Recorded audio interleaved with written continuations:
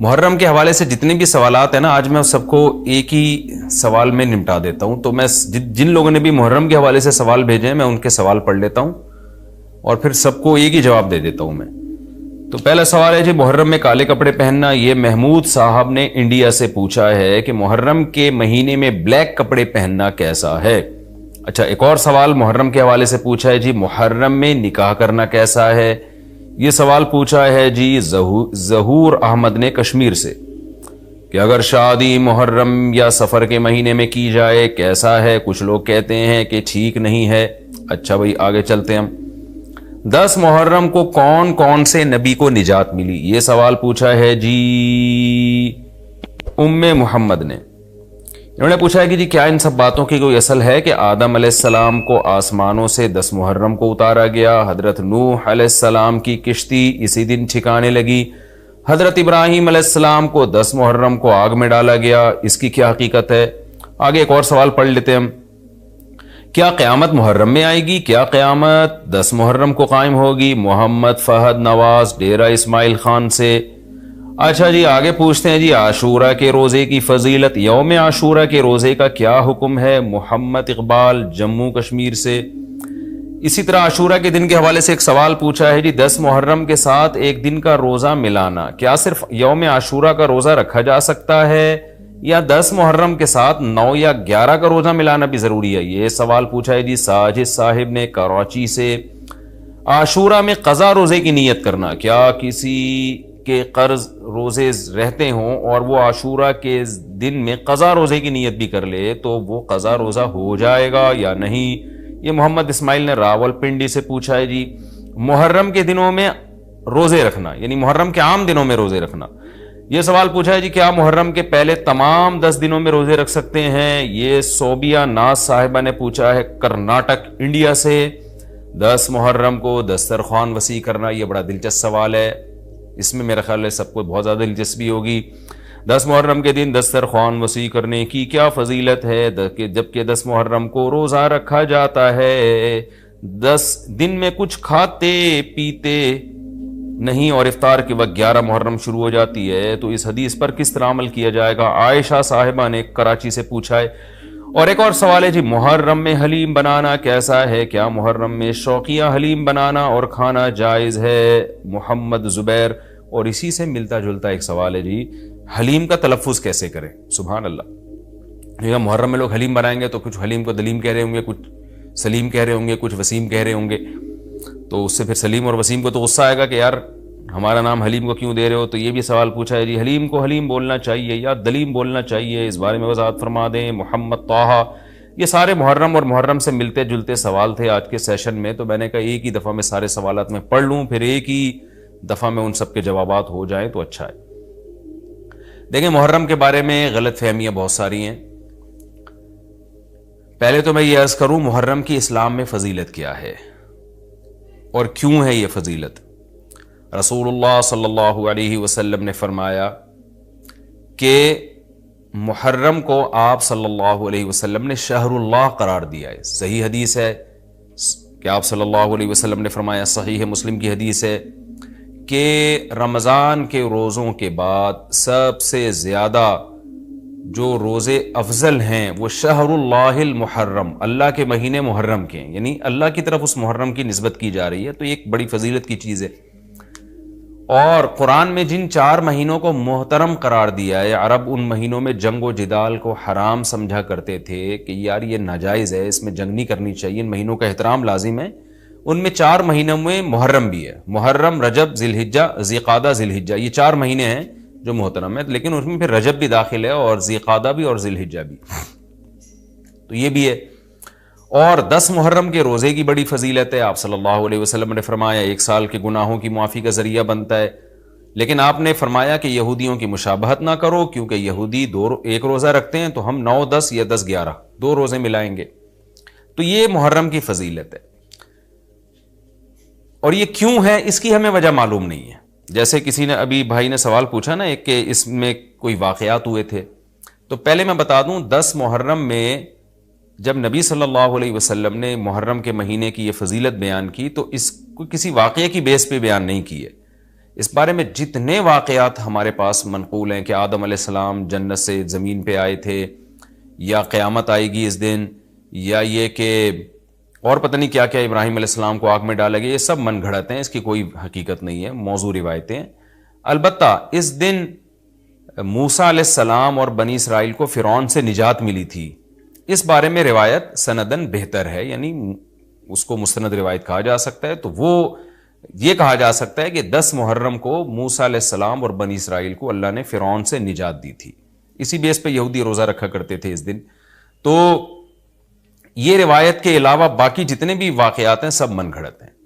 باقی حضرت حسین رضی اللہ تعالی عنہ کو جو کربلا میں شہادت ملی ہے، وہ تو 10 محرم، وہ تو فضیلت تو اسلام میں پہلے سے تھی، تو حضرت حسین رضی اللہ تعالیٰ عنہ کا واقعہ تو بعد میں ہوا ہے، تو اس سے حضرت حسین کی شہادت کو اور فضیلت مل گئی کہ آپ کو ایک مقدس دن میں اللہ تعالیٰ نے شہادت عطا فرمائی ہے۔ تو اب کیا مسئلہ ہے، اب میں جو ہے نا نمبر وار سوال پڑھ کے بتاتا ہوں، نمبر وار جو ہے نا، تاکہ وہ بحث ہماری گچ مچ نہ ہو جائے۔ ابھی سارے سوال میں نے اکٹھے پڑھ لیے تھے تاکہ آپ کو پتہ چلے کہ آج محرم کے بارے میں کیا معلومات ہم شیئر کریں گے، کیا مسائل میں بتاؤں گا۔ محرم میں کالے کپڑے پہننا، یہاں سے ہمارے سوالات شروع ہوئے تھے۔ محمود صاحب نے انڈیا سے پوچھا تھا۔ دیکھیں، کالے کپڑے کسی بھی وقت پہنے جا سکتے ہیں، کالے کپڑے پہننے کے ناجائز ہونے کی ہمارے پاس کوئی دلیل نہیں ہے۔ سفید کو پسند کیا گیا ہے، نبی صلی اللہ علیہ وسلم نے فرمایا سب سے زیادہ پسندیدہ لباس وہ سفید ہے۔ کفنوا فیہا موتاکم، اپنے مردوں کو بھی اسی میں دفن کیا کرو، اس لیے سفید لباس کو آپ صلی اللہ علیہ وسلم نے افضل قرار دیا، اس میں پاکیزگی زیادہ ہے۔ باقی نبی صلی اللہ علیہ وسلم نے مختلف رنگوں کے کپڑے پہنے، اس کی علماء وجہ یہ بیان کرتے ہیں کہ اس زمانے میں غربت تھی، آپ نے سفید لباس کو پسند تو کیا، لیکن نبی کے لیے ہر وقت سفید لباس کا انتظام کرنا آسان نہیں تھا، غربت تھی، لباس پہن لینا ہی بڑی بات ہوتی تھی کہ لباس مل جائے کسی کو۔ کتنے واقعات ہیں کہ ازار ہے تو قمیض نہیں ہے، قمیض بڑی مشکل سے کسی کو ملتی تھی، کوئی چادر نہیں ہے اوپر پہننے کی، اتنی غربت کا عالم تھا۔ تو اس میں آپ صلی اللہ علیہ وسلم یہ تکلف کرتے کہ ہر قیمت پہ میرے لیے سفید لباس لے کر آؤ، تو یہ آپ صلی اللہ علیہ وسلم کے مزاج میں جو سادگی تھی یہ اس کے خلاف تھا۔ تو آپ نے دنیا میں تکلف نہیں کیا، جو جیسا لباس ملا پہن لیا، پسند سفید کو کیا۔ لہذا آج کیا ہے کہ آج اللہ نے لوگوں کو مالی وسعتیں دی ہیں، تو جو لوگ سفید لباس کا معمول بنا سکتے ہیں ان کے لیے افضل یہی ہے کہ وہ سفید لباس پہنا کریں، کیونکہ نبی صلی اللہ علیہ وسلم نے ہمیں اس کی ترغیب دی ہے۔ خود کیوں نہیں پہنا؟ اس میں تکلف تھا، یعنی پراپر انتظام کرنا مشکل تھا، تو جو آیا پہن لیا آپ صلی اللہ علیہ وسلم نے، کیونکہ ایک چیز مشکل ہے اس میں اتنا تکلف کرنا، یہ خود بھی تو نبی کے مزاج کے خلاف ہے۔ تو اس لیے ہم کہتے ہیں کہ بھئی جو ملے پہن لو، لیکن اگر لوگ آج کل تو لباسوں میں تکلف ویسے ہی بہت ہو رہا ہے، تو آپ نے جب سلوانے ہی ہیں، خریدنے ہی ہیں، تو سفید کو ترجیح دیں آپ، اس میں پاکیزگی زیادہ ہے، اس میں طہارت زیادہ ہے۔ آپ سفید لباس کے عادی ہو گئے، آپ سے کلر والا لباس پہنا نہیں جائے گا۔ میں نے تو 15-20 سال میں نے سفید لباس پہنا ہے، تو مجھے پتا ہے کہ پھر کلر والا لباس نہیں پہنا جاتا، سفید میں پاکیزگی اتنی ہے۔ اب میں پہنتا ہوں کلر والا لباس، وہ وجہ اس کی ہے کہ بعض دفعہ گھر والوں کا اصرار ہوتا ہے، بعض دفعہ کیمرے کی ریکوائرمنٹ ہوتی ہے، وہ کیمرہ سفید لباس کو کیچ نہیں کر پا رہا ہوتا، وہ کیمرہ مین کہہ رہا ہوتا ہے بھائی کوئی اور کلر، کوئی اور کپڑے پہن کے وغیرہ وغیرہ۔ تو خیر میرا عمل تو کوئی حجت نہیں ہے، لیکن افضل یہی ہے کہ سفید لباس کو ترجیح دی جائے، پہنا جائے۔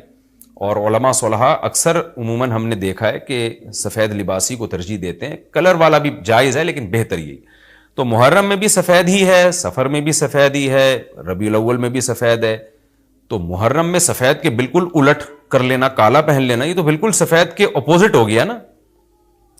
تو ہم یہ نہیں کہہ رہے کہ کالا لباس پہننا ناجائز ہے، لیکن آپ سفید سے اگر آپ نے یوٹرن لیا بھی تھا تو گرے پہ آ جاتے، گرین پہ آ جاتے، ایک دم آپ بلیک پہ آ گئے، تو بہرحال یہ یعنی کراہت سے خالی نہیں ہے، اس کا معمول بنا لینا۔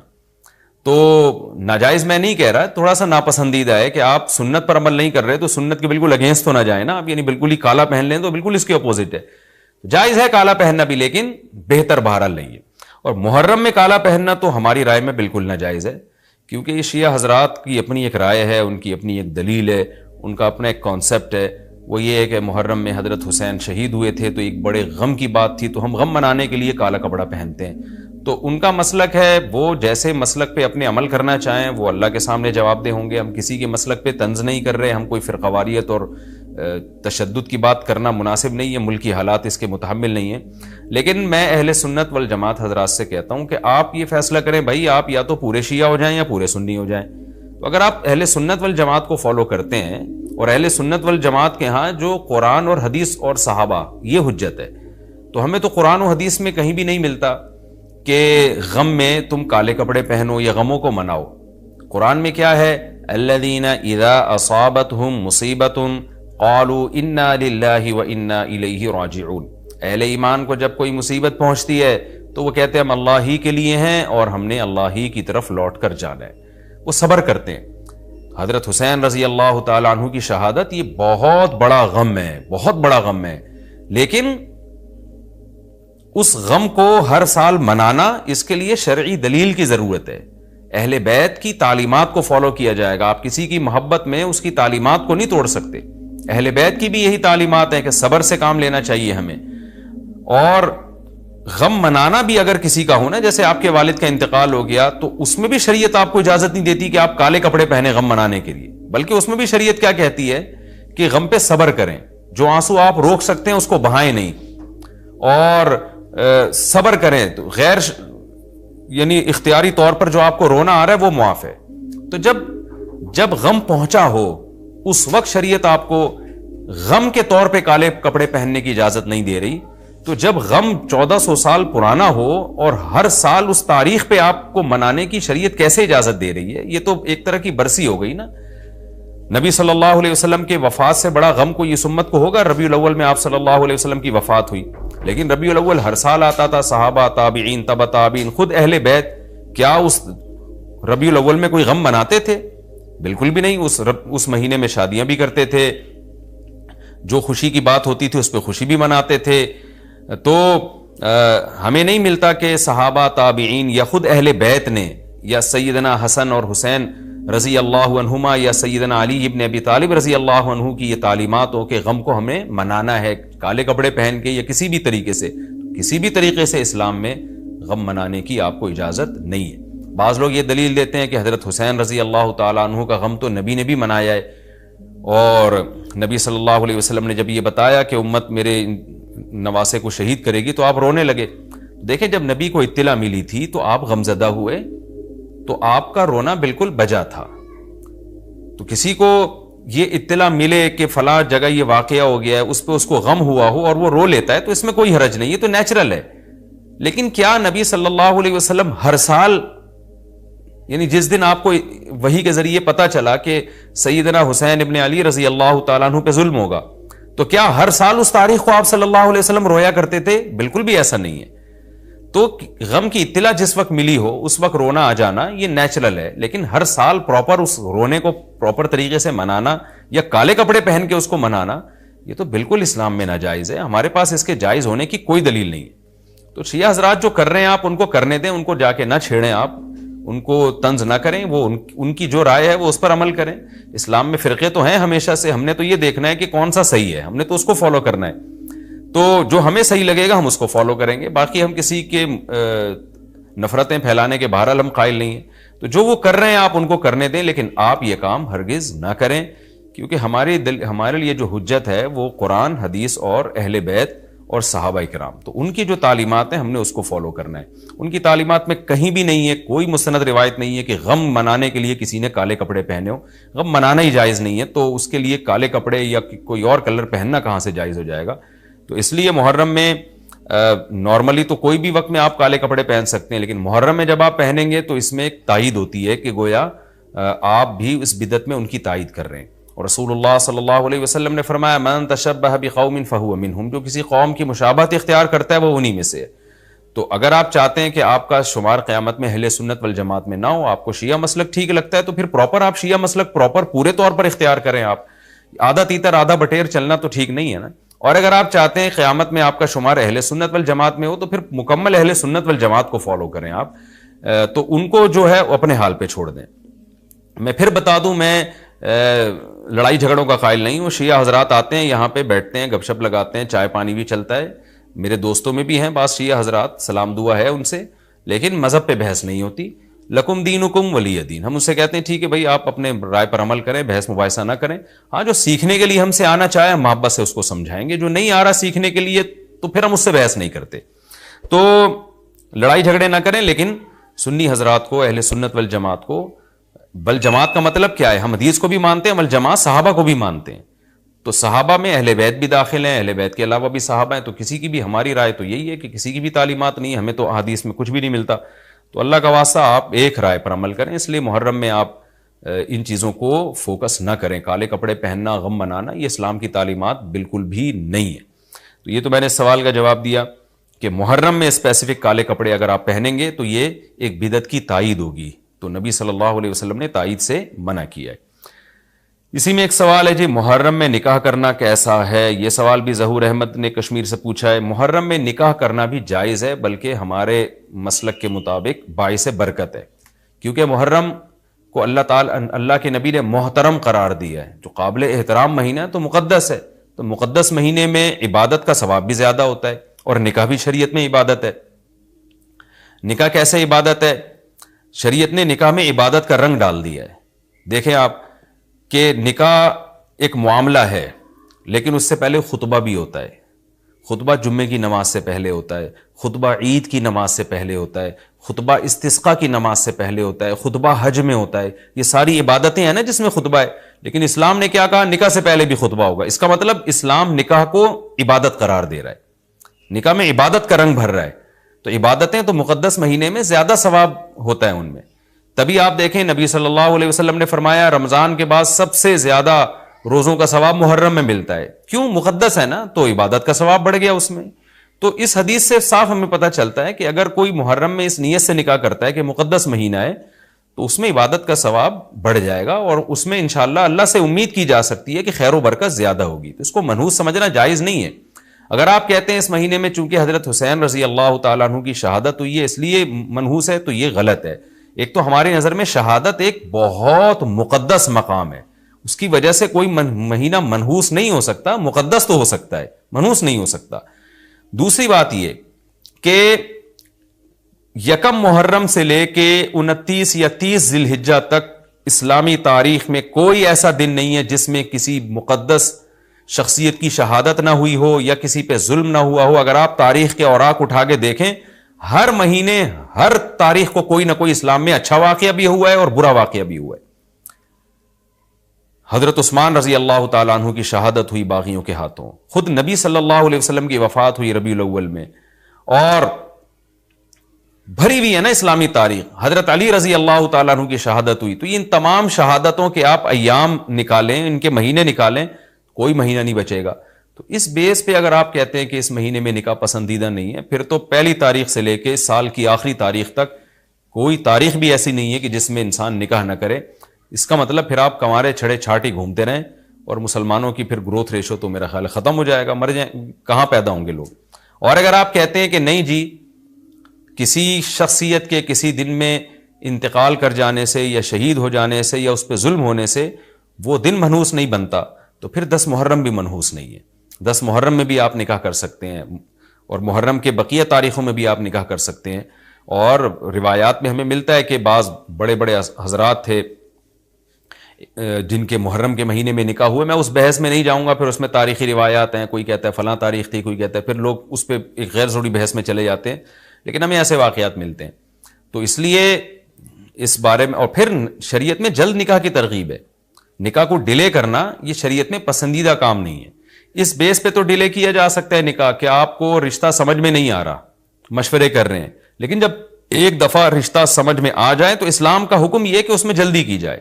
صحیح ہے, بخاری کی مشہور حدیث ہے, نبی صلی اللہ علیہ وسلم کی خدمت میں خاتون آئی, عرض کیا کہ یا رسول اللہ میں آپ سے نکاح کرنا چاہتی ہوں. آپ نے چہرہ مبارک کو جھکا لیا, آپ کا ارادہ نہیں تھا.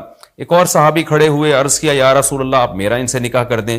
اسی محفل میں نبی نے ان صحابیہ کا ان صحابی سے نکاح کرا دیا. تو آپ نے تو یہ نہیں پوچھا کہ یہ محرم کا مہینہ چل رہا ہے یا سفر کا مہینہ چل رہا ہے یا ربیع الاول کا مہینہ چل رہا ہے, ڈیلے نہیں کیا اس کو, اس لیے کہ خود آپ کی تعلیمات یہ ہیں کہ نکاح میں جلدی کی جائے. تو اگر آپ کو محرم میں رشتہ ملتا ہے, آپ ربیع الاول تک ڈیلے کرتے ہیں محرم کی وجہ سے یا سفر تک ڈیلے کرتے ہیں, تو یہ ڈیلے کرنا خود قرآن و سنت کے خلاف ہے. جس چیز میں تعجیل مقصود ہے، جس چیز کو شریعت نے جلدی کا حکم دیا. عبداللہ بن مسعود رضی اللہ تعالیٰ عنہ فرماتے تھے، مصنف ابن ابی شیبہ کی روایت ہے کہ مجھے پتا چل جائے نا کہ میری زندگی میں صرف ایک رات باقی ہے، اگلے دن میں نے مر جانا ہے، اور میرے نکاح میں کوئی عورت نہ ہو، میں وہ رات بھی نکاح کے بغیر نہیں گزاروں گا، میں بیوی کے بغیر نہیں گزاروں گا، اس خوف سے کہ مجھے کہیں فتنہ نہ ہو جائے. صحابہ کرام جو تقوی کے اعلیٰ معیار پر تھے اور جن سے گناہ کا اندیشہ بہت کم تھا اور کہیں معاشرے میں بے حیائی پھیلی ہوئی نہیں تھی، وہ تو ان کا تو یہ کانسیپٹ تھا کہ بھائی ہم بیوی کے بغیر ایک دن نہیں گزاریں گے، کہیں ایسا نہ ہو کہ برائی میں پڑ جائیں. اور آج چاروں طرف بےہودگی پھیل رہی ہے، چاروں طرف بے شرمی، بے حیائی، انٹرنیٹ پر بےہودہ چیزیں، آپ یوٹیوب میں ویڈیو میں جائیں فوش چیزیں آ رہی ہیں، ہر چیز آپ کی شہوت کو برانگیختہ کرنے والی ہے. اور اس میں آپ یہ کہیں کہ ایک رشتہ طے بھی ہو چکا ہے، آپ صرف اس بیس پر آپ اس کو ڈیلے کر رہے ہیں، ایک مہینہ، دو مہینہ، وہ لوگ سفر میں بھی نہیں کر رہے ہوتے، اور اس بیس پہ آپ ڈیلے کر رہے ہیں. اس میں خطرہ ہوتا ہے کہ مرد کسی گناہ میں نہ پڑ جائے، عورت کسی گناہ میں نہ پڑ جائے، تو شریعت اس کی آپ کو اجازت نہیں دیتی ہے. اور پھر اس میں یہ بھی ہوتا ہے کہ اگر آپ ڈیلے کرتے ہیں تو منگنیاں توڑنے کا شیطان کو موقع بہت ملتا ہے. میرے سامنے ایسے درجنوں واقعات ہیں، رشتہ طے ہوا لیکن جی چونکہ محرم ہے یا سفر آ رہا ہے تو ہم ربیع الاول میں کریں گے، یا منگنی کو کسی بھی وجہ سے ڈیلے کر دیا. تو جب منگنی ڈیلے ہوتی ہے، یعنی نکاح ڈیلے ہوتا ہے، منگنی ہو گئی، نکاح کو ڈیلے کر رہے ہیں آپ، اس میں شیطان پھر دونوں کو لڑواتا ہے. منگنیاں ٹوٹتی ہیں، اکثر نفرتیں پھیلتی ہیں، غلط فہمیاں، بدگمانیاں شیطان کو پھیلانے کا موقع ملتا ہے. اس لیے شریعت میں تو منگنی کا لفظ ہی نہیں ہے، شریعت میں ہے خطبہ. خطبہ کا مطلب نکاح کا پیغام بھیجا، ان کو جب سمجھ میں آ گیا تو فوراً نکاح کر دیا، بیچ کا کوئی راستہ نہیں اللہ نے رکھا. تو چاہے وہ محرم ہو، چاہے وہ سفر ہو، چاہے وہ ربیع الاول ہو، چاہے وہ ربیع الثانی ہو. ہاں کوئی اس وجہ سے ڈیلے کر رہا ہے نکاح، کوئی واقعی شرعی عذر ہے اس کو، وہ بہت سارے مسائل ہیں، لیکن محرم کا ہونا بہرحال کوئی شرعی عذر نہیں ہے. تو اس لیے ہم اس میں نکاح کو جائز سمجھتے ہیں، باعث برکت سمجھتے ہیں. پھر میں بار بار بتا رہا ہوں کہ جو وہ شیعہ حضرات جو کر رہے ہیں ان کو کرنے دیں، میں آپ کو آپ کے مسلک کی بات بتا رہا ہوں. ہم جو قرآن و سنت کو اور اصحاب رسول کو فالو کرتے ہیں اور اہل بیت کو بھی مانتے ہیں، ہم ان کی بات کر رہے ہیں. وہ بھی دعویٰ کرتے ہیں کہ ہم مانتے ہیں، تو ان کو ان کے دعوے پہ رہنے دیں. ہم تو وہی بات کریں گے جو ہمیں صحیح لگے گی. اچھا بھائی، یہ بھی ایک سوال پوچھا ہے جی، 10 محرم کو کون کون سے نبی کو نجات ملی؟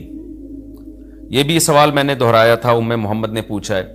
تو دیکھیں اس بارے میں صرف ایک واقعہ مستند ہے، حضرت موسیٰ علیہ السلام کو فرعون سے نجات ملی. اس کے علاوہ 10 محرم کی طرف جتنے قصے منقول ہیں، ابراہیم علیہ السلام کو آگ میں ڈالا گیا، پھر آدم علیہ السلام دنیا میں آئے، یا اس دن قیامت آئے گی، یہ سب من گھڑت ہیں، ان کی کوئی حیثیت نہیں ہے، ان کو نہیں بیان کرنا چاہیے.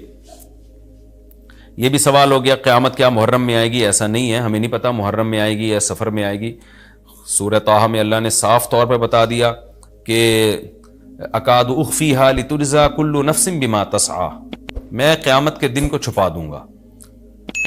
اللہ نے کسی کو نہیں بتایا کس دن آئے گی، وہ آئے گی تو اچانک آئے گی. اچانک وہی چیز ہوتی ہے جس کی ڈیٹ کا ہمیں علم نہیں ہوتا. لا تأتیکم الا بغتہ، قرآن کہتے ہیں اچانک آئے گی. تو اچانک کا مطلب اس کی ڈیٹ اللہ نے، اس کا سال، اس کا مہینہ اللہ نے ہمیں نہیں بتایا، تبھی تو اچانک آئے گی وہ. اچھا بھائی، عاشورہ کے روزے کی فضیلت جموں کشمیر سے پوچھا محمد اقبال نے، وہ میں نے آپ کے سامنے بیان کر دی. نبی صلی اللہ علیہ وسلم نے فرمایا 1 سال کے گناہوں کا کفارہ ہے. اچھا یہ بھی اسی میں پوچھتے ہیں کہ لوگ کہ 2 دن کے روزے ضروری ہیں یا 1 دن کا بھی روزہ رکھ سکتے ہیں؟ تو بعض علماء کی رائے یہ کہ اس زمانے میں 1 روزہ بھی جائز ہے، کیونکہ نبی صلی اللہ علیہ وسلم نے یہودیوں کی مشابہت کی وجہ سے حکم دیا تھا کہ 2 ملاؤ. اب یہودی یہ روزہ نہیں رکھتے، جو ہمیں جہاں تک نالج ہے، تو اب چونکہ وہ رکھتے ہی نہیں ہیں، لہذا اب 1 روزہ بھی اگر کوئی رکھ لے تو بھی ٹھیک ہے. 2 اچھا ہے، نہیں رکھا جاتا تو 1 بھی رکھ لے تو بھی امید ہے انشاءاللہ ثواب ملے گا. اچھا اس میں یہ بھی پوچھا ہے دسترخوان پہ، میں ابھی آ رہا ہوں، دسترخوان محرم میں وسیع کرنا کیسا ہے؟ لوگ وہ دسترخوان پہ کان لگا کے بیٹھے ہوئے ہوں گے، وہ دسترخوان کب آئے گا مارکیٹ میں؟ اچھا یہ بھی ایک سوال پوچھتے ہیں لوگ کہ جیسے بھائی نے پوچھا کہ 2 یعنی قضا روزے کی نیت کرنا، یہ راول پنڈی سے محمد اسماعیل نے پوچھا تھا. خوب سمجھ لیں، جن دنوں کا بھی کوئی فضیلت ہے نا روزہ رکھنے کی، جیسے پیر جمعرات کے روزے کی فضیلت ہے، ایام 20 کے روزے کی فضیلت ہے، اسی طرح 10 محرم کے روزے کی فضیلت ہے، اسی طرح 9 ذی الحجہ کے روزے کی فضیلت ہے. ان میں آپ قضا کی نیت نہیں کر سکتے. اگر قضا روزے کی نیت کی تو قضا روزے کا ثواب ملے گا، اس دن کے ثواب سے آپ محروم ہو جائیں گے. خوب سمجھ لیں، شوال کے 6 روزوں میں بھی ایسا ہی ہے. خواتین کیا کرتی ہیں, مینسز کی وجہ سے جو رمضان کے روزے چھوٹ گئے, انہوں نے کہا چلو شوال کے 6 روزے کی نیت بھی کر لو اور رمضان کے قضا روزے کی نیت بھی کر لو, تو گریوی میں دونوں کام ہو جائیں گے. تو ایسا نہیں ہے, ایک ہی ہوگا, یا تو قضا رکھیں یا نفل. اگر قضا روزے رکھے تو پھر وہ نفل کا ثواب نہیں ملے گا, نفل رکھے تو قضا کا ثواب نہیں ملے گا. ان روزوں میں تداخل نہیں ہوتا, نفل اور قضا روزے جمع نہیں ہو سکتے. تو اس لیے عاشورہ کے دن عاشورہ کی نیت ہی کریں, قضا پھر پہلے یا بعد میں رکھ لیں. اچھا جی, اب میں آتا ہوں جی محرم میں دسترخوان وسیع کرنا کیسا ہے. اس بارے میں ایک روایت ہے کہ عاشورہ کے دن جو اپنے اہل و عیال پر دسترخوان وسیع کرے گا, ان کو کھلائے گا, تو اللہ اس کے رزق میں برکت دیں گے. یہ روایت سند کے لحاظ سے کمزور ہے. بعض علماء کی رائے یہ ہے کہ اگرچہ کمزور روایت ہے مگر فضائل میں چلتی ہے, تو کوئی اچھی نیت سے دسترخوان وسیع کر دے, وسیع کر رہا ہے نا, کوئی یتیم کے منہ سے نوالا تو نہیں چھین رہا نا, کھلا ہی رہا ہے. تو اگر کوئی گھر والوں پہ اس دن اچھا کھلا دے گا تو اس میں کیا حرج ہے. بعض علماء کی یہ رائے ہے, وہ بھی اصحاب علم ہے. لیکن بندہ ایک کو ہمیشہ سے ایک اشکال رہا ہے کہ جب ایک بالکل بے غبار صحیح حدیث ہمارے سامنے موجود ہے, تو اس کے مقابلے میں ایسی کمزور روایت کو ہم کس بیس پہ ترجیح دے سکتے ہیں. ہمارے سامنے جو بے غبار اور بالکل مستند حدیث ہے, جس کی سند پہ کوئی کلام نہیں ہے, وہ ہے روزہ. عاشورہ کے دن روزہ رکھنا چاہیے. روزہ اور دسترخوان آپس میں جمع نہیں ہو سکتے.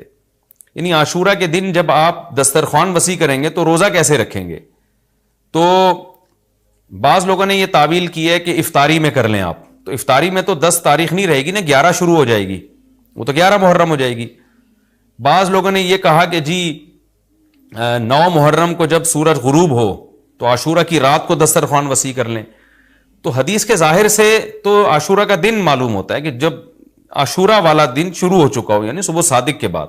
یعنی حدیث میں تکلفات کرنے پڑ رہے ہیں, اس کی تعویلات کرنی پڑ رہی ہیں. تو اس بارے میں علامہ ابن تیمیہ رحمہ اللہ کی رائے ہمیں بہت صحیح معلوم ہوتی ہے. انہوں نے یہ لکھا ہے کہ اصل میں ہوا یہ تھا کہ جب شیعہ حضرات نے عاشورہ کے دن کو منحوس سمجھنا شروع کر دیا کہ یہ منحوس دن ہے اور اس میں غم کا دن ہے, تو بعض سنیوں نے ان کے مخالفت میں نا اس کو خوشی کا دن منانا شروع کر دیا. یعنی ہوتا ہے نا, آپ کسی کی مخالفت میں حد سے تجاوز کرتے ہیں, تو انہوں نے خوشی کے دن کے لیے اس میں کھانے پینے کی روایتیں گڑھ لی, کھاؤ پیو کھلاؤ پلاؤ, تاکہ بالکل ان کی مخالفت ہو. تو حقیقت یہی معلوم ہوتا ہے کہ چونکہ صحیح حدیث میں روزے کا تذکرہ ملتا ہے, اور روزہ اور کھلانا پلانا جمع نہیں ہو سکتے. اگر یہ جو دوسری عاشورہ کے میں کھانا کھلانے والی حدیث بھی بالکل بے غبار اور مستند ہوتی نا, تو ہم دونوں کو جمع کر کے تعویلات کر لیتے کہ جی افطار میں کھلا دو اور سارا دن روزہ رکھو, یا نابالغ بچوں کو دن میں کھلا دو اور بڑوں کو روزہ رکھوا دو. تو ہم تعویلات کرتے اگر یہ اسی ٹکر کی حدیث ہوتی. لیکن یہ کمزور حدیث ہے, تو اس کو اتنی صحیح مستند روایت کے مقابلے میں ہم کیسے لا سکتے ہیں. تو وہ ابن تیمیہ رحمہ اللہ کی بات کافی معقول معلوم ہوتی ہے کہ بعض شامی لوگوں نے یہ روایت کو گڑھا ہے صرف شیعہ لوگوں کی دشمنی اور مخالفت میں, کہ اس کو خوشی کا دن. تو عاشورہ کا دن تو نہ غم کا دن ہے نہ خوشی کا دن ہے, عبادت کا مقدس دن ضرور ہے, تو برکت کا دن ضرور ہے. تو اس لیے اس میں صحیح بات یہی معلوم ہوتی ہے کہ یہ کھلانا پلانا والا جو روایت ہے یہ ہمیں صحیح معلوم نہیں ہوتی. روزہ رکھیں, اور افطاری میں تو ویسے ہی دسترخوان وسیع کرنا چاہیے. افطاری میں سموسے پکوڑے جلیبیاں بچوں کو کھلائیں تاکہ ان کو روزہ رکھنے کی اور زیادہ حوصلہ افزائی ہو. تو اس لیے ہماری رائے اس میں یہی ہے کہ عاشورہ کے دن بس روزہ ہی کی فضیلت ہے, دسترخوان والی بات ہمیں ٹھیک معلوم نہیں ہوتی. کیونکہ اس کے مقابلے میں جو ہے نا, دسترخوان والی حدیث کے مقابلے میں زیادہ صحیح حدیث ہے جو روزہ تو کھانا پینے سے اجتناب کا نام ہے, اور افطاری میں تو ویسے ہی آدمی کھا لیتا ہے, وہ اس کے لیے پھر ضرورت نہیں ہے الگ سے ہمیں کسی روایت کی. اچھا بھائی, اور بھی محرم کے حوالے سے لوگ سوال پوچھتے ہیں. کالے کپڑے بھی ہو گئے, اور کیا رہ گیا بھائی, حلیم رہ گیا. حلیم محرم میں حلیم بھی بناتے ہیں لوگ, تو بے اصل چیز ہے, بدعت ہے. کچھ ثواب سمجھ کے کریں گے, بدعت ہے. بعض لوگ کہتے ہیں ہم ثواب سمجھ کے نہیں کر رہے, ویسے ہی سب بنا رہے ہیں تو ہم بھی بنا رہے ہیں. تو بدعت کی تائید تو ہو رہی ہے نا. آپ پورا سال پڑا ہے حلیم کھانے کے لیے, آپ کو کیا مصیبت ہے کہ آپ محرم میں دیگ پکائیں, پورے سال کیوں نہیں پکا رہے تھے آپ. تو جب ایک رسم معاشرے میں غلط رسم پھیل جاتی ہے تو اس کا بائیکاٹ کرنا چاہیے. تو آپ نہ بنائیں, کسی اور مہینے میں بنا لیں آپ. تو پوری رات دیگیں چل رہی ہوتی ہیں, مذہب کے نام پہ تو یہ کام نہ کیا جائے نا. اور جو لوگ کہتے ہیں ہم مذہب کے نام پہ نہیں کر رہے, ہم تو ویسے انٹرٹینمنٹ کر رہے ہیں, تو یار کسی اور دن کر لو بھائی, تم پورا سال پڑا ہوا ہے نا, ہم نے کب کہا ہے کہ آپ دیگے نہ پکائیں, آپ پکائیں پوری رات گھوٹے لگائیں اس میں, کسی اور دن کر لیں آپ. اس لیے اسلام کو بچائیں خرافات سے, اسلام کو ہمارے ذمے ہے کہ ہم اسلام کو اسلام وہی ہے جو نبی لے کر آئے. الیوم اکملت لکم دینکم واتممت علیکم نعمتی ورضیت لکم الاسلام دینا. اللہ کہتے ہیں آج کے دن میں نے دین مکمل کر دیا. جب یہ آیتیں نبی پہ نازل ہو گئیں تو اس میں حلیم نہیں تھا, محرم کا حلیم, تو دین مکمل ہو چکا, اس کو رہنے دیں آپ. اور پھر وہی ہے کہ جب آپ روزہ رکھیں گے تو حلیم کھائیں گے کس وقت؟ رات کو آپ کھائیں گے تو رات کو تو ویسے ہی کم کھانا چاہیے, سونے کے لیے اللہ نے رات بنائی ہے, کھانے پینے کے لیے تھوڑی بنائی ہے رات. دن میں آپ نے روزہ رکھنا ہے, تو وہ یہ روزے سے بھی میچ نہیں کر رہا ہے جو حلیم ہے نا. اس لیے اس سے اجتناب کریں, ایوائڈ کریں. جو گلی کے لونڈے لپاڑے بنا رہے ہوتے ہیں ان کو محبت سے سمجھا دیں, یار اگلے دن بنا لو, باز آ جائے ٹھیک ہے, نہیں تو پھر نکل لیں آپ پتلی گلی سے, الجھے نہیں لوگوں سے.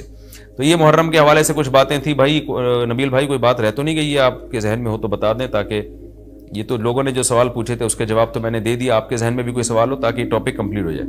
محرم میں جھاڑو لگانا جائز ہے؟ جھاڑو سے کیا ہوتا ہے؟ یہ کہہ رہے ہیں وہ لوگ کہتے ہیں محرم میں جھاڑو نہیں لگانی چاہیے. اچھا, محرم میں مرثیے سننا اور غم منانا اور رونا, سینہ پیٹنا, نبی صلی اللہ علیہ وسلم نے تو گریبان چاک کرنے والوں پہ لعنت کی ہے. بخاری مسلم کی روایتیں موجود ہیں. لیس منا من شق الجیوب, جو گریبان پھاڑتا ہے وہ ہم میں سے نہیں ہے. تو یہ سینہ پیٹنا, نوحہ کرنا, نیاحہ پر تو بخاری مسلم کی صحیح احادیث موجود ہیں نوحہ پر کہ یہ حرام ہے, ناجائز ہے. اس لیے ہم اس کو جائز نہیں سمجھتے. ہم یہ کہتے ہیں کہ سیدنا حسین ابن علی رضی اللہ تعالیٰ عنہ کی تعلیمات کو فالو کریں آپ. تعلیمات تو زیرو ہیں, ہم ان کی تعلیم, ان کی تو اتنی بڑی داڑھی تھی سیدنا حسین ابن علی رضی اللہ تعالیٰ عنہ کی, وہ تو سخی تھے, وہ تو غیرت مند تھے. آج ہمارے یہاں سے غیرت ختم ہو گئی ہے, بہنوں کی وراثتیں کھا کے بیٹھے ہوئے ہیں ہم لوگ, اور انہی وراثتوں سے عمرے بھی ہو رہے ہوتے ہیں وراثت کھا کے. تو گھر میں گھر والوں کو ٹائم نہیں دیتے, غربا مساکین کا خیال نہیں ہے, نماز تکبیر اولیٰ کی پابندی نہیں ہے. ان چیزوں کو فوکس کریں. حضرت حسین رضی اللہ تعالیٰ عنہ نے تو کربلا کے میدان میں بھی نماز نہیں چھوڑی, اور آج خواتین شاپنگ کرتی ہیں نمازیں چھوڑ دیتی ہیں, کسی شادی میں جانا ہے بس میں بیٹھے ہوئے نمازیں چھوڑ دیتے ہیں. تو اللہ کا واسطہ تعلیمات کو فالو کریں اہل بیت کی. تعلیمات کو فالو کیے بغیر ہمیں کچھ بھی حاصل نہیں ہوگا. تو وہ کسی شاعر نے بڑی پیاری بات کہی ہے نا, شرط ایماں مصطفیٰ سے والہانہ پیار ہے, پیار لیکن پیروی ہے, پیروی دشوار ہے. مصطفیٰ صلی اللہ علیہ وسلم سے ایمان کی شرط ہے کہ آپ کو نبی سے بے پناہ محبت ہو, لیکن محبت کی دلیل کیا ہے کہ آپ فالو کتنا کرتے ہیں. تو اہل بیت سے محبت یہ ایمان کا حصہ ہے ہمارے. اس محبت کے بغیر آپ جنت میں نہیں جا سکتے. لیکن آپ میں محبت ہے یا نہیں ہے, یہ کالے کپڑوں سے یا سینہ پیٹنے سے پتہ نہیں چلے گا, اس کا پتہ اس سے چلے گا کہ آپ ان کو فالو کتنا کرتے ہیں. تو یہ چند احکامات تھے, لوگوں نے سوال پوچھے تھے مسائل میں, تو میں نے ان کے جوابات دے دیے. اور کچھ مسائل محرم کے حوالے سے اور بھی ہیں, پھر وہ بعد میں یاد آتے ہیں. ہاں, حلیم کو حلیم کہنا, یہ بھی ایک سوال تھا. لوگ کہتے ہیں کہ جی حلیم اللہ کا نام ہے, تو کھانے پینے کی چیز کو ہم حلیم کیوں کہتے ہیں؟ دیکھیں, جب اللہ کے لیے لفظ حلیم استعمال کیا جاتا ہے اس کا مفہوم کچھ اور ہوتا ہے, جب دیکھ کے لیے استعمال کیا جاتا ہے اس کا مفہوم کچھ اور ہوتا ہے. تو اس میں کسی کا تصور بھی نہیں جاتا کہ میں اللہ کا نام لے رہا ہوں. یہ بالکل ایسے ہی ہے جیسے اردو میں صلواتوں کا مفہوم کچھ اور ہے. ہم کہتے ہیں اتنی صلواتیں سنا کے چلا گیا, حالانکہ صلوات تو درود کو کہتے ہیں, اور نماز کو بھی کہتے ہیں صلات. تو اب کیا یہ لفظ استعمال جائز نہیں ہوگا؟ ظاہر ہے جائز ہے. اردو میں اس کا مفہوم کچھ اور ہے, عربی میں اس کا مفہوم کچھ اور ہے. بلکہ بعض دفعہ ایک ہی زبان میں ایک لفظ دو مختلف معنوں کے لیے استعمال ہو رہا ہوتا ہے, تو اس میں کوئی بھی پابندی نہیں لگاتا. جاریہ عربی میں باندی کو بھی کہتے ہیں, جاریہ عربی میں کشتی کو بھی کہتے ہیں. اور جو ہے اس طرح کی اور بہت ساری مثالیں ہمیں ملتی ہیں کہ ایک ہی لفظ مختلف معنوں کے لیے استعمال ہو رہا ہے. عین عربی میں آنکھ کو بھی کہتے ہیں, عین عربی میں گھٹنے کو بھی کہتے ہیں, عین عربی میں جاسوس کو بھی کہتے ہیں, عین عربی میں چشمے کو بھی کہتے ہیں, عین عربی میں سورج کی ٹکیا کو بھی کہتے ہیں, عین عربی میں سونے کو بھی کہتے ہیں. تو اس طرح بہت سارے نام مختلف معنوں میں استعمال ہوتے ہیں. موسیٰ کا جو لفظ ہے عربی میں اس طرح کو کہتے ہیں بلیڈ, جس سے حلق کیا جاتا ہے نا, حاجی لوگ جو سر منڈواتے ہیں اس کو موسیٰ کہتے ہیں. حالانکہ موسیٰ جو ہے حضرت موسیٰ علیہ السلام کا نام بھی ہے. لیکن جو عربی جو جانتا ہے، جب وہ بلیڈ کے لیے موسیٰ کا لفظ استعمال کرے گا تو اس کے ذہن میں حضرت موسیٰ کا تصور ہی نہیں ہوگا، اور جب حضرت موسیٰ علیہ السلام کے لیے موسیٰ کا لفظ استعمال کرے گا تو بلیڈ کی طرف اس کا دماغ ہی نہیں جائے گا. تو اس لیے یہ بالکل مضبوط بات نہیں ہے کہ حلیم چونکہ اللہ کا نام ہے لہذا وہ دیکھ کے لیے استعمال نہ کیا جائے. جب اللہ کا نام ہے تو اس میں دماغ ادھر نہیں آتا دیکھ کی طرف، جب دیکھ کے لیے استعمال کیا جاتا ہے تو اللہ کی طرف ذہن نہیں جاتا. یہ بالکل ایک الگ الگ معنی میں استعمال ہوتا ہے. تو اس لیے اتنا تکلف نہیں کریں جتنی جو لا تشددوا فیشدد اللہ علیکم، صحیح حدیث ہے، اللہ نے نبی نے فرمایا اپنے اوپر خامخواہ کی پابندیاں مت لگاؤ ورنہ اللہ بھی لگانا شروع کر دے گا. اللہ بھی تمہارے اوپر پابندیاں لگائے گا. اللہ کیسے لگائے گا؟ یعنی اللہ بھی تمہیں مشکل میں ڈال دے گا. تو جتنا ہمیں اجازت دی گئی ہے اس کے اندر رہنا چاہیے ہمیں، اور خام میں ایسی کھود کرید کر کے اپنے اوپر پابندیاں لگواتے چلے جانا مشکل ہو جائے گی نا. اب حلیم ہی مشہور ہو گیا ہے تو اب آپ اس کو کیسے دلیم بولیں گے؟ وہ کچھ اور نہ اٹھا کے دے دے آپ کو. تو اس میں کوئی حرج نہیں ہے کہ کیونکہ لغت بتاتی ہے، زبان بتاتی ہے کہ کس وقت کس لفظ کا کیا معنی ہے. اس میں کوئی حرج نہیں ہے اگر آپ یہ حلیم کو حلیم ہی کہیں، کوئی گناہ نہیں ہے انشاءاللہ اس میں. اچھا، بعض لوگ یہ بھی کرتے ہیں، یہ کسی نے سوال پوچھا ہے، یہ ہمارے کیمرہ مین نے ہی پوچھا ہے، نبیل بھائی نے، کہ مجھے تو یقین نہیں آ رہا کہ ایسا بھی کرتے ہیں، لیکن یہ بتا رہے ہیں کہ بہت سارے سنی حضرات یہ کرتے ہیں کہ محرم میں امام بارگاہوں میں جا کے منتیں مانتے ہیں اور پھر اگلے سال ان منتوں کو پورا بھی کر رہے ہوتے ہیں جو بھی انہوں نے منتیں مانی ہوتی ہیں. تو دیکھیں یہ بھی حرام اور ناجائز عمل ہے. منت کے لیے کوئی دن مہینہ متعین نہیں ہے، جب چاہے جہاں چاہے منت مان سکتے ہیں. اور منت کی حقیقت کیا ہے کہ اس کی ورڈنگ کیا ہے؟ اس کے لیے کسی جگہ نہیں جانا جائز ہے، بلکہ اس کے یہ کہ جہاں بھی آپ ہیں آپ یہ الفاظ کہہ سکتے ہیں کہ اے اللہ اگر میرا یہ فلاں کام ہو گیا تو میں اتنے پیسے صدقہ کروں گا. اے اللہ اگر میرا یہ فلاں کام ہو گیا تو میں اتنے روزے رکھوں گا. اے اللہ اگر میرا مریض ٹھیک ہو گیا یا میری بیماری ٹھیک ہو گئی تو میں اتنی رکعت نماز پڑھوں گا. اس طرح کی منتیں ماننا جائز ہے. اس کے لیے امام بارگاہ یا مسجد یا کسی مزار پہ جانا حرام ہے. خوب سمجھ لیں، یہ گھر بیٹھے بیٹھے ہو سکتا ہے، یعنی اس کا کوئی جگہ شریعت نے منت کے لیے متعین نہیں کی ہے. اسپیشل اس کام کے لیے آپ مسجد جا رہے ہیں کہ یہ سوچ کے کہ وہاں جا کے منت مانوں گا تو شاید منعقد ہوگی، ایسا نہیں ہے. منت کہیں بھی ہو جاتی ہے. ہاں کوئی مسجد میں نماز کی نیت سے جائے کہ 2 رکعت پڑھ کے اللہ سے دعا مانگوں گا تو ایک الگ بات ہے، تو اس کے لیے مسجدیں ہیں. تو مزار تو اس کے لیے بھی نہیں ہے، وہ تو وہاں تو بالکل ہی حرام ہے. تو اس لیے آپ بدعت کی تائید میں امام بارگاہ جاتے ہیں اور وہاں منتیں مانتے ہیں تو یہ حرام ہے، ناجائز ہے. اس سے منت پوری نہیں ہوگی بلکہ الٹا اللہ کی طرف سے عذاب آ سکتا ہے آپ کے اوپر، کیونکہ اللہ نے جو کام جس طرح سے بتایا اسی طرح سے ہوگا. تو منت کا اصل طریقہ کیا ہے کہ عبادت کی نظر، اس کو عربی میں نظر کہتے ہیں، نظر. تو قرآن نے کہا ہے کہ یوفون بالنذر ویخافون یوما کان شرہ مستطیرا. ہمارے نیک بندے جب کوئی نظر مانتے ہیں تو اس کو پورا کرتے ہیں. اللہ نے جب کام کر دیا تو وہ نظر پھر آپ پوری کریں. تو اس کا طریقہ کیا ہے کہ آپ گھر میں بیٹھیں جہاں بھی ہیں آپ زبان سے یہ الفاظ دہرا دیں کہ اے اللہ اگر میرے مریض کو شفا مل گئی یا میں ٹھیک ہو گیا یا میں امتحان میں پاس ہو گیا تو میں اتنے پیسے صدقہ کروں گا یا کروں گی، یا اتنی رکعت نماز پڑھوں گا یا پڑھوں گی، یا اتنے روزے رکھوں گا یا رکھوں گی. اس طرح کی عبادت کی نظر ہوتی ہے، اس کے علاوہ نہیں ہوتی. بعض لوگ یہ نظریں مان رہے ہوتے ہیں کہ میرا یہ کام ہو گیا تو داتا دربار پہ اتنی دیگیں چڑھاؤں گا. یہ نظر پوری کرنا بھی حرام ہے. کام ہو بھی جائے تو دیگیں چڑھانا جائز نہیں ہے. بعض لوگ یہ کہہ رہے ہوتے ہیں کہ یہ کام ہو گیا تو امام حسین کے نام کی یا غوث اعظم کی نام کی اتنی دیگیں نکالوں گا. یہ سب غلط چیزیں ہیں. صدقے کی نظر ہوتی ہے اللہ تیرے نام پہ میں اتنے غریبوں کو کھانا کھلاؤں گا. یہ نظریں ہوتی ہیں صدقے کی، جو اللہ کے لیے ہوتا ہے صدقہ. تو اس میں یہ کہ کھانا کھلانے کی، صدقہ خیرات کی نظر ہو سکتی ہے اور عبادت کی نظر ہوتی ہے. یہ جو مزاروں پہ جانے کی نظر اور فلاں پہ جا پہ چڑھاؤں گا، یوں کروں گا، ایسے کروں گا، یہ جو اوٹ پٹانگ قسم کی نظریں آ رہی ہیں یہ حرام ہیں، ناجائز ہیں. اس کی کوئی حیثیت نہیں ہے شریعت میں. ان کو پورا کرنا بھی واجب، نہ صرف یہ کہ واجب نہیں ہے بلکہ جائز ہی نہیں ہے. تو گھر بیٹھے بیٹھے جب چاہیں آپ نظر مان سکتے ہیں. زبان سے کہیں گے تو نظر ہوگی، دل میں نہیں ہوتی. لیکن شریعت نے منت ماننے کو بہرحال پسند نہیں کیا ہے. نبی صلی اللہ علیہ وسلم نے فرمایا کہ جو نظر مانتا ہے نا وہ تقدیر کو تو نہیں ٹال سکتا، اللہ اس کے ذریعے کنجوس سے پیسہ نکلوا دیتے ہیں. یعنی تقدیر میں بیماری ٹھیک ہونا ہوگی تو ہو جائے گی، کامیابی ہوگی تو ہوگی، وہ تو. لیکن کیا ہوتا ہے کہ بندہ ٹھیک ہو جاتا ہے اور جو آدمی کبھی صدقہ نہیں کرتا اس بہانے اس کی جیب سے، کنجوس کی جیب سے پیسے نکل جاتے ہیں. ویسے تو دے نہیں رہا تھا صدقہ تو اللہ نے بیماری میں ڈال دیا، چل اب منت مان تاکہ میں بیماری ٹھیک کروں اور تو اب پیسے نکال یہاں سے. تو کنجوسوں کے ذریعے کنجوسوں کا پیسہ نکلوانے کے لیے یہ کام ہوتا ہے, بے نمازیوں کو نماز پڑھوانے کے لیے, جو روزہ نہیں رکھتے ان کو روزہ رکھوانے کے لیے. تو اس حدیث سے پتہ چلتا ہے کہ منت اور نظر کو جائز ہے لیکن پسند نہیں کیا گیا. علماء نے اس کی وجہ بیان کی ہے کہ یہ ایک طرح سے نا اللہ سے ایک طرح کا مقابلہ چل رہا ہے کہ اللہ میرے مریض کو یا مجھے ٹھیک کر دے تو میں اتنے روزے رکھوں گا. یعنی بارگیننگ ہو رہی ہے اللہ تعالیٰ سے کہ اگر نہیں ٹھیک کیا تو میں نہیں رکھتا, جا بھائی. اے اللہ اگر میں پاس ہو گیا نا تو میں 1,00,000 روپے صدقہ کروں گا, اگر نہیں ہوا تو ہم بھی صدقہ نہیں کر رہے. تو ایک طرح کا نا مقابلہ چل رہا ہے. عبدیت یہ ہے کہ اللہ تو مجھے پاس کرے گا تو بھی 1,00,000 روپے دوں گا, نہیں کرے گا تو بھی 1,00,000 روپے دوں گا, اس لیے کہ میں تو تیرا بندہ ہوں.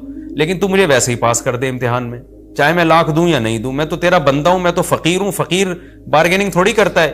سیٹھ صاحب آپ نے مجھے اگر 100 روپے دیے نا تو میں بھی آپ کا فلاں کام بنا دوں گا. فقیر کہتے ہیں اللہ کے نام پہ 100 روپے دے دو, میں فقیر پھٹا پرانے کپڑے میرے, میں کیا کروں گا یار آپ کے لیے.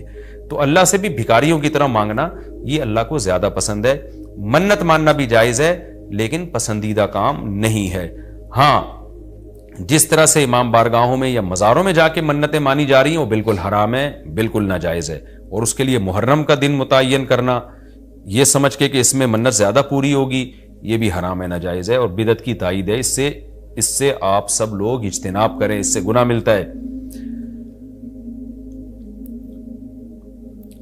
اچھا, یہ بھی محرم کے بارے سے سوال پوچھا جاتا ہے جی, کیا قربانی کا گوشت محرم سے پہلے ختم کرنا ضروری ہے؟ عاقب شاہ دبئی سے پوچھتے ہیں جی. کچھ لوگ کہتے ہیں قربانی کا گوشت محرم سے پہلے ختم ہو جانا چاہیے, کیا یہ بات صحیح ہے؟ نہیں, ایسا کچھ نہیں ہے. قربانی کا گوشت آپ پورے سال چلا سکتے ہیں اگر محفوظ رکھ رہے ہیں, لیکن وہی ہے کہ کھا لیں جلدی تو اچھی بات ہے, تازہ تازہ گوشت کھا لیں. محرم میں بھی بہت 2 مہینے ہو جاتے ہیں, تاخیر ہو جاتی ہے, تو اس لیے بہتر یہی ہے کہ پہلے کھا کے ختم کریں. لیکن اگر کوئی محفوظ بھی رکھتا ہے تو کوئی گناہ اس میں نہیں ہے. اچھا, ایک اور سوال سبیلوں کے حوالے سے پوچھا جاتا ہے کہ محرم میں سبیلیں لگانا, ان سبیلوں سے پانی پینا. تو دیکھیں وہ بھی شیعہ حضرات کا مسلک ہے, ان کا کانسیپٹ ہے کہ وہ حضرت حسین کے نام کی سبیلیں لگاتے ہیں. میں بار بار کہہ رہا ہوں کسی کو چھیڑے نہیں, اپنا مسلک چھوڑے نہیں, دوسرے کو چھیڑے نہیں.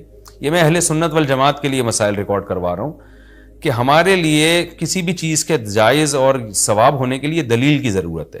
دلیل قرآن و سنت ہے, صحابہ ہیں. تو ہمیں نہ اہل بیت سے اس کا کوئی ثبوت ملتا ہے, نہ صحابہ سے, نہ قرآن و سنت سے کہ محرم میں صحابہ نے سبیلیں لگائیں. حضرت حسین رضی اللہ تعالیٰ عنہ کی شہادت کے بعد اہل بیت میں سے کسی نے سبیلیں لگائی ہوں یا انہوں نے سبیلیں لگانے کا حکم دیا ہو, کہیں بھی نہیں ملتا. یہ عمل بھی بدعت ہے, ناجائز ہے, اس سے اجتناب کریں. اور ایک عجیب بات ہے, کبھی آپ اس کو غم کا مہینہ کہتے ہیں اور کالے کپڑے پہنتے ہیں اور سبیلیں لگا کے لوگوں کو شربت پلا رہے ہیں, تو یہ تو خوشی کے موقع پہ ہوتا ہے نا, خوشی کے موقع پہ کھلایا پلایا جاتا ہے. تو یہ ایک کنفیوژن ہے کہ یہ خوشی منا رہے ہیں کہ غم منا رہے ہیں. تو کھلانا پلانا خوشیوں کے موقع پہ ہوتا ہے, تو اس لیے آپ ان چیزوں سے اجتناب کریں, نہ سبیل لگائیں, نہ اس پہ کھڑے ہو کر پانی پئیں. جو لگا کے بیٹھے وہ اس کو چھیڑے نہیں, آپ تنگ نہ کریں, وہ اس کا مسلک ہے, اس کو چھوڑ دیں. دنیا میں بہت سارے فرقے ہیں, کس کس کو آپ قابو میں کریں گے؟ ملک میں انارکی پھیلتی ہے, ملک میں فسادات ہوتے ہیں. کسی سے نفرت کرنے کی ضرورت نہیں ہے, کسی کو ٹاؤنٹنگ کرنے کی ضرورت نہیں ہے, طنز تانے کی ضرورت نہیں ہے. جو لگا کے بیٹھا ہوا ہے لگائے, جو پی رہا ہے اس کو پینے دیں, چھیڑے نہیں. لیکن میں آپ کے لیے یہ کہہ رہا ہوں جو اس وقت میرا پروگرام سن رہے ہیں, اگر آپ قرآن و سنت ہی کو فالو کرتے ہیں, آپ اہل سنت والجماعت میں ہیں, یا تو میں بار بار کہتا ہوں نا پورے شیعہ ہو جائے نا, پھر آپ ڈبل مسلکوں پہ چلنا تو یہ دنیا میں کسی کا بھی اصول نہیں ہے کہ آدھا ادھر آدھا ادھر, وہ تو کہیں کا بھی نہیں ہوتا. یا تو پورے ادھر ہو جائیں یا پھر پورے اہل سنت والجماعت بن جائیں. تو اہل سنت والجماعت کے ہاں یہ سبیلیں لگانا یہ جائز کام نہیں ہے, کیونکہ قرآن و سنت سے اس کا ثبوت نہیں ہے. لوگ کہتے ہیں کہ آدمی کسی کو شربت پلا رہا ہے, پانی پلا رہا ہے, تو پانی پلانا تو بڑا اچھا کام ہے. پانی پلانا اچھا کام ہے, پورے سال کسی دن کو خاص کر لینا یہ اچھا کام نہیں ہے. تو اس سے بدعت کی تائید ہوتی ہے. تو اگر کوئی پیاسا آپ کو نظر آتا ہے تو محرم میں ہو تو محرم میں بھی پلائیں, سفر میں ہو تو سفر میں بھی پلائیں. لیکن کوئی پیاسا نہیں ہے تو جیسے آپ پورے سال سبیلیں نہیں لگاتے تو محرم میں بھی نہ لگائیں آپ, کیونکہ اگر آپ پورے سال نہیں لگاتے محرم میں لگا رہے ہیں تو یہ اس کی علامت ہے آپ اس مہینے کو سبیل کے حوالے سے خاص ویلیو دے رہے ہیں. تو اس ویلیو کی آپ کے پاس قرآن و سنت سے دلیل ہونی چاہیے. دلیل نہیں ہے تو ہمارے پاس دلیل ہے, نبی صلی اللہ علیہ وسلم نے فرمایا من احدث فی امرنا ھذا ما لیس منہ فہو رد وفی روایت فہو مردود. جو ہمارے دین میں کوئی بھی نئی چیز لے کر آئے گا نبی نے فرمایا وہ مردود ہے, ہم نہیں اس کو ایکسیپٹ کریں گے.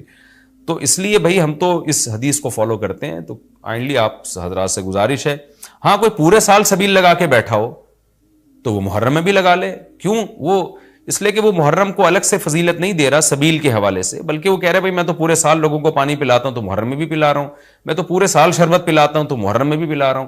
لیکن ایک آدمی سال کے 11 مہینے نہیں پلاتا, صرف محرم میں سبیل لگا کے بیٹھا ہے, اس کا مطلب وہ اس مہینے کو سبیل کے حوالے سے زیادہ ویلیو دے رہا ہے. اس ویلیو کے لیے میں نے کہا دلیل چاہیے. دلیل آپ کے پاس اگر نہیں ہے تو پھر وہ حدیث ہے جو ہمارے دین میں نئی چیز ایجاد کرے گا تو وہ چیز مردود ہے. اس لیے اس عمل سے بھی اجتناب کریں. دیکھیں جنت میں جانے کے لیے ہمیں وہ کام کرنے پڑیں گے جو اللہ رسول نے بتائے ہیں, اور اس میں اپنی طرف سے ایڈیشن کرنا یہ ناجائز ہے.